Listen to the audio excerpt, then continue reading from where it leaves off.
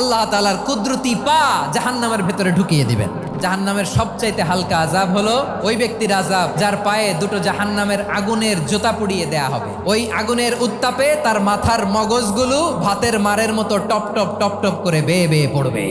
এইটা যদি সবচেয়ে লাইট পানিশমেন্ট হয়, সবচেয়ে হালকা পাতলা সহনীয় আযাব যদি হয়, তাহলে ভয়ঙ্কর তোমার আযাবের কি অবস্থা হবে? জাহান্নামের অবস্থা এত ভয়ঙ্কর হবে, জাহান্নামের ভেতরে লক্ষ লক্ষ কোটি কোটি কাফির মুশরিককে দেওয়ার পরেও জাহান্নাম বলবে হালমিম মাজিদ, আরো আছে নাকি, আরো দাও, আমার ক্ষুধা নিবারণ হয় নাই। জাহান্নামে তো উত্তপ্ত হবে, জ্বলন্ত হবে, ভয়ঙ্কর হবে। জাহান্নামের এক অংশ আরেক অংশকে খেয়ে ফেলবে। আল্লাহু আকবার।